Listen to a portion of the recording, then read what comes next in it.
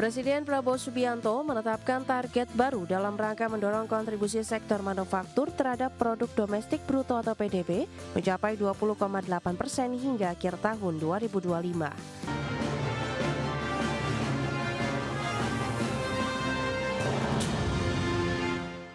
Pemerintah menaikkan target kontribusi sektor manufaktur terhadap produk domestik bruto atau PDB menjadi 20,8% hingga akhir tahun 2025. Adapun kinerja kontribusi industri manufaktur terhadap PDB telah mengalami kenaikan selama periode kuartal 2 tahun 2022 hingga 2025. Presiden Prabowo Subianto menetapkan target baru dalam rangka mendorong kontribusi sektor manufaktur terhadap produk domestik bruto atau PDB mencapai 20,8% hingga akhir tahun 2025. Target tersebut ditetapkan dalam Peraturan Presiden Nomor 79 Tahun 2025 tentang Pemutakhiran Rencana Kerja Pemerintah atau RKP tahun 2025. Perpres ini juga menjadi pedoman pembangunan nasional di tahun pertama Rencana Pembangunan Jangka Panjang Nasional atau RPJPN 2025 hingga 2045 dan Rencana Pembangunan Jangka Menengah Nasional atau RPJMN 2025 hingga 2029. Data Badan Pusat Statistik mencatat sektor manufaktur masih menjadi penggerak utama ekonomi nasional kuartal 2 tahun 2025 dengan kontribusi terhadap produk domestik bruto atau PDB mencapai 18,67%. Adapun kinerja kontribusi industri manufaktur terhadap PDB telah masuk dalam tren naik secara kuartalan sejak tahun 2022 hingga 2024. Sementara itu, S&P Global mencatat kinerja Purchasing Manager Index atau PMI manufaktur Indonesia di bulan Agustus 2025 kembali masuk ke dalam level ekspansi setelah mengalami level kontraksi selama 4 bulan berturut-turut, tepatnya sejak bulan April hingga Juli. Berbagi sumber, IDEX Channel. Ya, pemirsa, untuk membahas tema kita kali ini, optimisme mengejar kontribusi industri pengolahan 20,8% terhadap PDB, kita sudah tersambung melalui Zoom bersama dengan Bapak Retma Gita Wirawasta, Ketua Umum Asosiasi Produsen Serat dan Benang Filamen Indonesia atau APSIFI. Langsung saja kita sapa ini. Halo, Pak Retma, apa kabar Pak? Halo, baik-baik Mas. Salam sehat Mas. Salam sehat, terima kasih juga atas waktu yang disempatkan dan langsung saja kita akan update nih Pak Retma, dari kacamata Anda melihat bagaimana sih sebenarnya kondisi dari industri manufaktur ataupun pengolahan dan khususnya industri TPT begitu di semester kedua tahun ini. Apakah pertumbuhannya ataupun perkembangannya sudah sesuai juga dengan target dan harapan dari pelaku usaha, Pak Retma? Ya, saya kira hampir semua industri sektor manufaktur ya, semuanya pada posisi stagnan ya. Mereka wait agency gitu ya, dari produksinya pun juga tidak ada tambahan. Kalau di tekstil utilisasinya masih di bawah 50%. Saya kira yang banyak kontraksi selain tekstil juga ada baja, elektronik gitu ya. Otomotif kelihatannya mulai tentu diiringi sama komponen. Jadi ini sektor manufakturnya masih dalam wilayah yang belum ada perkembangan yang kita inginkan. Baik, tapi kalau kita lihat dengan upaya pemerintah untuk menjaga mesin-mesin ekonomi kita terus bergeliat begitu, ada kebijakan fiskal, moneter, bahkan juga sudah dilakukan oleh Bank Sentral dengan menurunkan suku bunga acuan. Apakah ini sudah terlihat efektivitasnya, kemudian sudah dirasakan dampaknya begitu Pak Retma? Nah ini mungkin di beberapa sektor akan mulai ada dorongan gitu ya. Tapi juga terkait kucuran dana sekitar 200 triliun, jadi otomatis perbankan akan menurunkan suku bunganya ya, besar bagi perbankan. Tapi ini mungkin akan terjadi hanya di beberapa sektor yang masih mempunyai pasar. Karena ini masalah utamanya sebetulnya ada di market, karena kalau kita bicara ekspor, memang tantangannya sangat berat.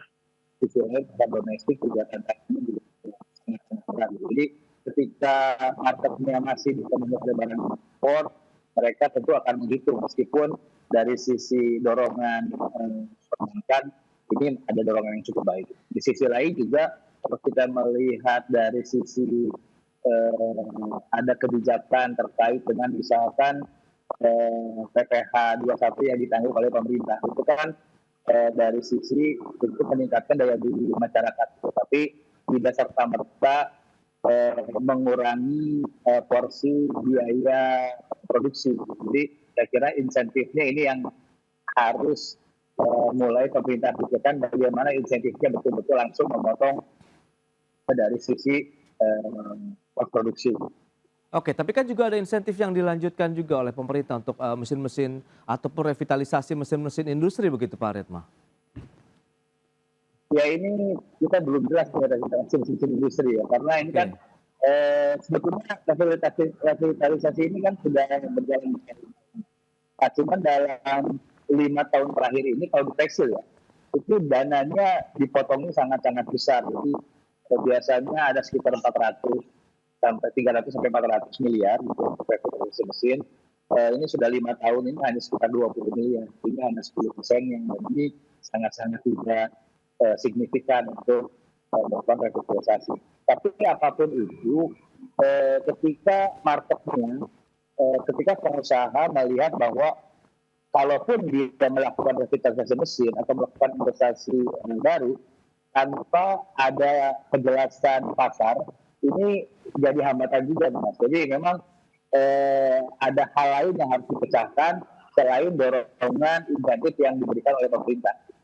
Baik, lagi-lagi demand di dalam negeri begitu yang masih menjadi kendala bagi pelaku industri nasional. Dan ini sudah bergabung Mas Nailul Huda, Direktur Ekonomi Digital Selius. Langsung saja kita sapa ini. Halo, Mas Nailul, apa kabar? Halo Mas Frank, alhamdulillah baik. Maaf saya terlambat. Baik, terima kasih juga atas waktu yang disempatkan. Ini berbincang terkait dengan industri manufaktur pengolahan begitu, di mana kita tahu pemerintah memasang target kontribusinya terhadap PDB itu naik menjadi 20,8%. Ya, Anda melihat kalau keseluruhan begitu industri manufaktur kita seperti apa? Mengingat sudah banyak insentif stimulus ekonomi yang sudah diberikan oleh pemerintah nih. Kebijakan fiskal, moneter sudah dibaurkan begitu untuk bisa mendorong mesin-mesin ekonomi kita begitu Mas Nail. Ya, Mas Frans, meskipun kalau kita lihat data terakhir ya, pertumbuhan dari industri manufaktur kita cukup tinggi, tapi kalau kita lihat beberapa indikator atau leading indikator lainnya, ini masih menunjukkan hal yang sebaliknya. Nah, seperti misalkan kalau kita lihat dari sisi indeks IPM ya, Purchasing Manager Index untuk yang industri manufaktur di Indonesia itu memang masih cukup lemah, meskipun di Agustus kemarin itu ada di angka 51 poin, artinya sudah di level ekspansi. Nah, tapi ini juga harus jadi catatan juga bahwa ketika mereka di level non ekspansif, tentu kita butuh dorongan gitu kan.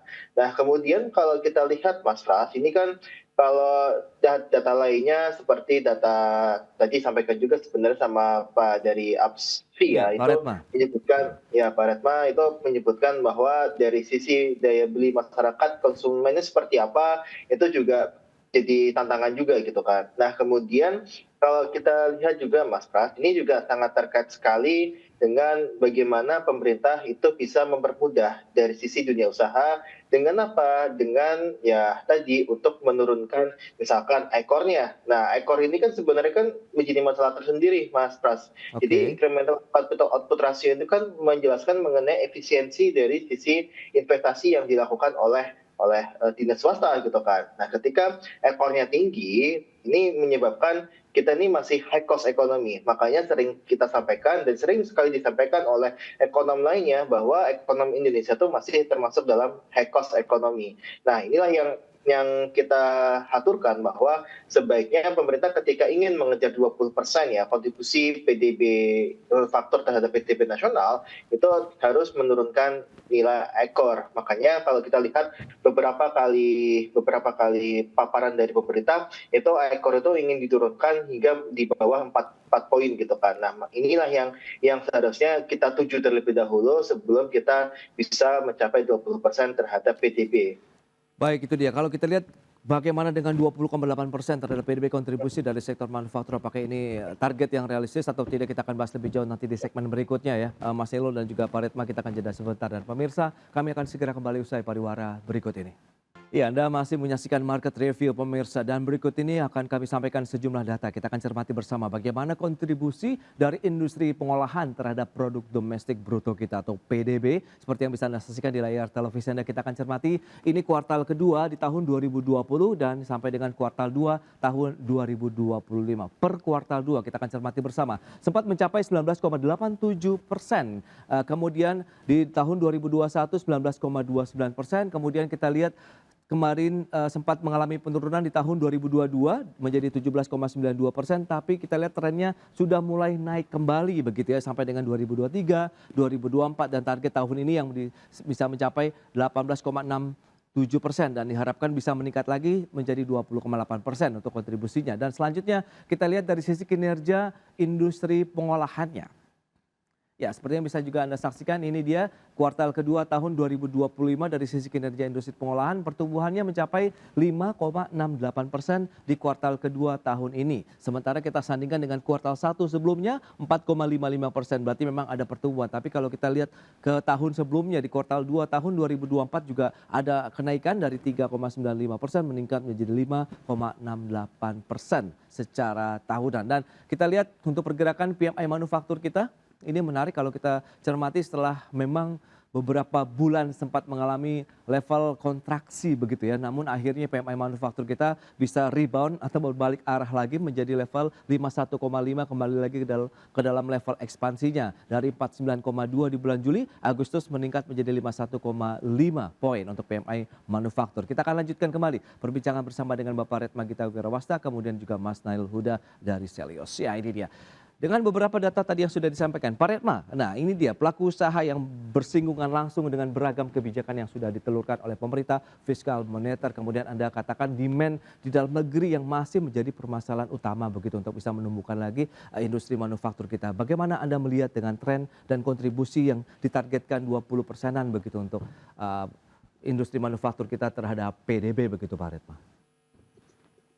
Ya, sebetulnya target ini target tidak sulit sebetulnya. Karena pemerintah tahu belahannya gimana bagaimana cara memperlakukan industri manufaktur. Kan pilihannya kan dua sebetulnya. Kalau tadi kami sebutkan ada permasalahan market gitu ya. Pasar kita ini kan diisi oleh barang-barang impor, legal maupun yang illegal. Itu yang membuat industri kita tidak mau melakukan investasi, tidak mau menaikkan kapasitas, bahkan tidak mau menaikkan produksi ya di sektor tekstil. Artinya di sini pemerintah harus menyelesaikan masalah itu.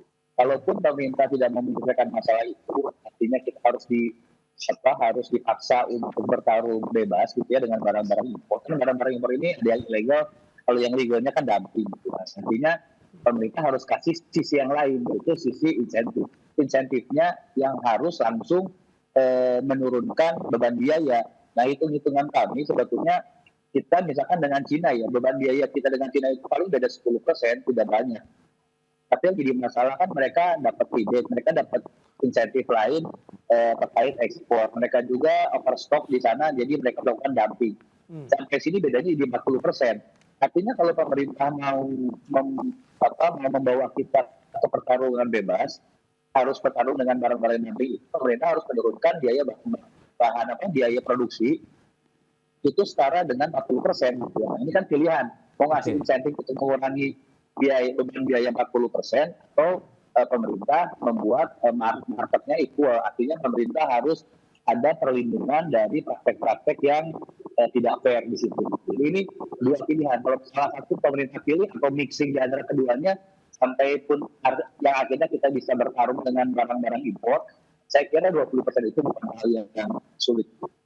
Baik, nah kalau Anda sendiri melihat Mas Nilul bagaimana dengan tantangan tadi yang sudah disampaikan, oke lah domestik masih ada demand yang harus ditumbuhkan, kemudian persaingan dari produk-produk asing begitu untuk industri manufaktur ataupun pengolahan kita. Nah, tapi tren data dari kontribusi industri pengolahan terhadap PDB kan sedang naik. Kemudian kinerja industri pengolahan di kuartal kedua tahun ini pun juga naik dibandingkan kuartal 1 tahun ini dan juga kuartal 2 tahun 2024. PMI manufaktur kita pun sekarang sudah dalam level ekspansi. Apakah ini bisa menjadi semacam pijakan yang kuat juga nih bahwa dari sisi kondisi fundamentalnya sebenarnya mendukung untuk mencapai 20,8% kontribusi manufaktur terhadap PDB kita, Mas Nailul.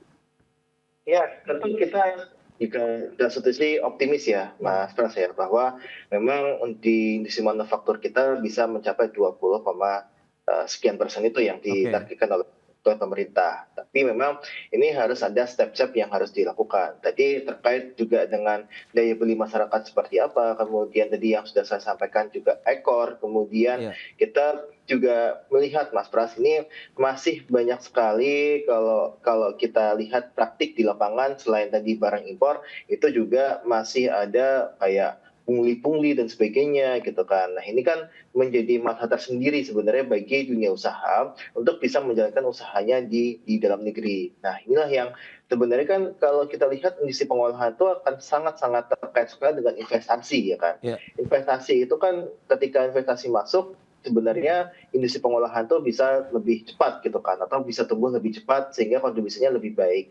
Nah masalahnya adalah kalau kita lihat untuk berinvestasi di Indonesia itu masih relatif susah gitu kan. Itu juga sangat diamini sama pemerintah ketika pemerintah mengeluarkan berbagai kebijakan misalkan deregulasi dan sebagainya. Nah inilah yang sebenarnya kita harapkan ada deregulasi, ada tadi perlindungan untuk produk-produk dalam negeri, kemudian juga ada perlindungan bagi pelaku usaha yang ingin berinvestasi di Indonesia, itu bisa menjadi stimulus-stimulus yang memang diperlukan oleh dunia usaha kita gitu kan. Nah kita harapkan ini juga bisa berimpact Mas Pras. Jadi ketika industri manufaktur ini naik, investasi meningkat, yang kita harapkan adalah tenaga kerja itu juga terserap gitu kan. Nah makanya ini yang selalu kita tekankan, industri manufaktur itu harus bisa tumbuh cepat gitu kan, kemudian kontribusinya bisa lebih meningkat gitu. Nah ini yang selalu kita sampaikan dan sangat terkait sekali dengan penyerapan tenaga kerja, investasi dan sebagainya. Baik, perlindungan terhadap produk impor ini juga sama seperti Pak Retma katakan nih Mas Nailul lagi. Perlu safeguard yang seperti apa sih? Mengingatkan kita sebenarnya sudah cukup banyak, bahkan penindakan di lapangan sudah ada begitu. Tapi nampaknya Pak Retma masih mencemaskan dengan banjirnya juga produk-produk asing tadi ke Indonesia begitu Mas Nailul. Kalau memang kita ingin mengamankan market di dalam negeri begitu. Ya, yang pertama Mas Pras, kita kemarin bersyukur ya bahwa untuk Permendak nomor 8 itu direvisi gitu kan. Karena kalau kita lihat Permendak nomor 8 itu menjadi salah satu ya penyebab maraknya barang impor. Kemudahan-kemudahan impor dari China misalkan itu sangat diakomodir di dalam Permendak nomor 8. Maka kita dari tahun lalu sebenarnya mendesak itu Permendak itu dicabut. Nah, baru pertengahan tahun ini ya salah ya, itu baru dicabut oleh pemerintah. Itu yang pertama. Nah, yang kedua adalah memang kita masih melihat safeguarding untuk produk-produk di Indonesia ini masih cukup kurang. Tapi kita lagi-lagi kita akan menghadapi berbagai tekanan di dunia internasional gitu kan.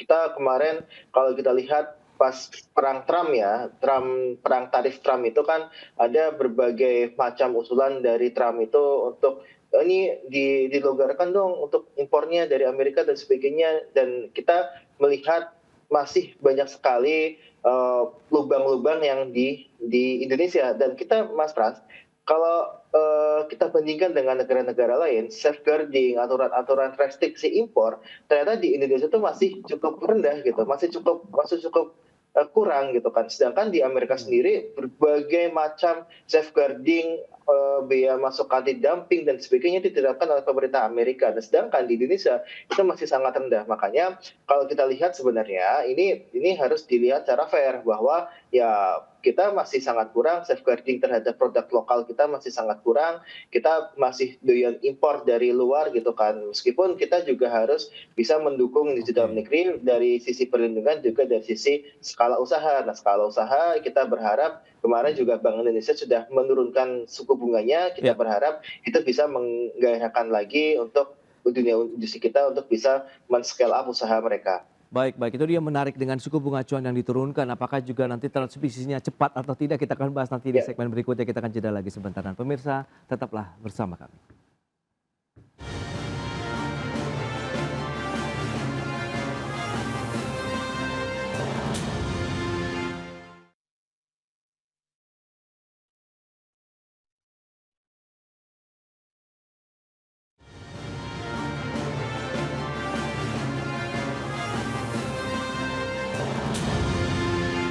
Ya, pemirsa, kita lanjutkan kembali perbincangan bersama dengan Bapak Retma Gita Wirawasta, Ketua Umum Asosiasi Produsen Serat dan Benang Filamen Indonesia, kemudian juga Mas Nailul Huda, Direktur Ekonomi Digital Selyos. Ya, Pak Retma, lantas bagaimana dari pandangan pelaku usaha dengan diturunkannya suku bunga acuan, kemudian juga diharapkan suku bunga pinjaman juga akan semakin turun, kemudian persyaratan dipermudah, apalagi kita tahu 200 triliun sudah membanjiri likuiditas perbankan Indonesia, begitu khususnya bank-bank BUMN, Pak Retma. Ya, jadi memang ini kan sinyal baik ya ketika ada turunan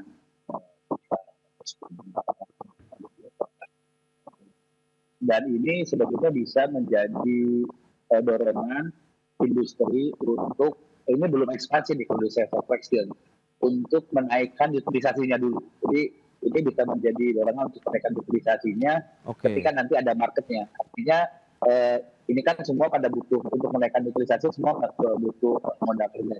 Jadi minimal di dari perbankan ini kreditnya bisa tersalurkan ke sana. Nah, sebetulnya ada hal yang bisa menjadi poin gitu ya di perbankan itu modal kerja untuk pembelian bahan baku atau barang dalam negeri. Ini kalau ini dilakukan, saya kira efeknya akan lebih besar ya terhadap ekonomi. Tapi sekali lagi ini memang masih harus menunggu marketnya tadi. Ini marketnya agak sulit. Kalau boleh saya sedikit komentari tadi masalah data misalkan. Ini kan kita masih barang ilegalnya masih besar.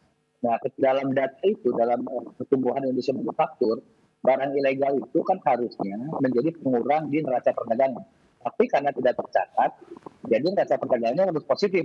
Nah, kalau kita masukkan barang impor yang ilegal di dalam situ, mungkin sudah negatif neraca perdagangan kita gitu ya. Di tekstil saya kira sudah pasti negatif gitu. Artinya pertumbuhannya tidak sebesar itu. Jadi ada hal yang mesti kita garap, terutama di marketnya, terutama untuk nanti masalah data dan masalah juga daya beli masyarakat ada di situ.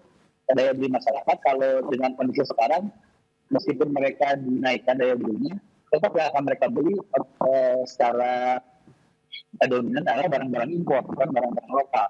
Nah, tapi kalau nanti marketnya dilakukan fairness, gitu ya, ada pelindungan di situ, saya kira masyarakat akan mau tidak mau mereka akan beli barang lokal dan itu secara otomatis akan menaikkan kinerja industri. Oke, nah Mas Nailul, kalau kita bicara mengenai banjirnya likuiditas begitu ya saat ini di sektor perbankan yang diharapkan juga bisa terrealisasi dalam artian menggerakkan sektorial begitu dan juga industri pengolahan di sana. Menurut Anda yang akan menjadi lokomotifnya nanti di industri yang bagian mana begitu? Apakah ini bisa menjadi ya tadi meningkatkan lagi kontribusinya terhadap PDB kita sehingga ya penerimaan negara juga akan semakin membaik tentunya di tahun ini? Ya, Mas, kita tentu berharap dari industri yang banyak menyerap tenaga kerja ya, bahwa di situ ada industri tekstil misalkan itu bisa menjadi lokomotif. Karena kalau kita lihat sebenarnya industri tekstil kita ini pernah berjaya, Mas Pras. Industri tekstil kita itu pernah berjaya. Nah, kita harapkan sebenarnya kejayaan dari industri tekstil ini bisa terulang kembali. Dan kalau kita lihat sebenarnya ini ya industri tekstil dan pakaian jadi ya, itu juga kontribusinya cukup besar, 0,95% terhadap PDB nasional. Nah, kemudian kalau kita lihat ada industri-industri lainnya seperti industri makanan minuman, itu masih akan menjadi lokomotif utama untuk diri industri pengolahan. Nah, ini yang sebenarnya dari sisi industri itu akan jadi lokomotifnya. Nah, kita juga berharap, Mas Pras, ini bukan hanya industri-industri yang sifatnya ekstraktif ya. Kita berharap industri-industri yang dia non ekstraktif ini yang dia bisa menjadi lokomotif, termasuk industri makanan minuman, tekstil dan produk jadi tekstil dan pakaian jadi itu bisa menjadi lokomotif dan bisa menggerakkan ekonomi lebih baik lagi karena pada dasarnya Indonesia pernah berjaya di bidang tekstil. Kita ingin tekstil ini bisa berjaya kembali sehingga bisa menyerap tenaga kerja lebih banyak, bisa lebih berkontribusi terhadap perekonomian secara lebih signifikan. Proyeksi Anda terakhir nih Mas Nailul terkait dengan industri pengolahan terhadap PDB nanti apakah bisa mencapai 20,8%? Kalau Pak Retma tadi sih sebenarnya mudah, tapi asal implementasinya di lapangan itu harus yang dijaga ketat begitu. Mas Nailul. Iya, kita berharap sebenarnya dengan ada paket-paket dan deregulasi, yaitu bisa memperkuat dari industri pengolahan. Nah, tapi memang kalau kita lihat tidak semudah itu juga. Paling enggak ini butuh juga ada lag sebenarnya, Mas Pras. Ada lag kalau di kredit itu biasanya lagnya itu sampai 6 bulan gitu kan. Nah, kita berharap di tahun depan itu bisa mencapai 19 sampai 19,5%, sehingga di tahun 2029 atau 2030 itu bisa stabil di angka 20%. Baik, itu dia. Lagi-lagi kita bicara mengenai realisasi beragam upaya-upaya yang sudah dilakukan ya. Baik dari insentif, bauran-bauran kebijakan fiskal moneter ini benar-benar bisa terlaksana di lapangan. Kemudian akhirnya bisa memberikan salah satulah untuk menjadi pendorong, daya ungkit juga ya. Untuk industri manufaktur kita untuk bisa mendorong lagi laju pertumbuhan ekonomi di tahun 2025 ini. Targetnya soalnya 5,3% ini. Baik, Pak Retma, Mas Nelu, terima kasih banyak atas waktu sharing dan juga update yang sudah disampaikan kepada pemirsa pada hari ini. Selamat melanjutkan aktivitas Anda kembali. Salam sehat. Sampai berjumpa kembali. Pak Retma, Mas Nelu. Terima kasih. Ya, terima kasih, Mas Ras. Baik.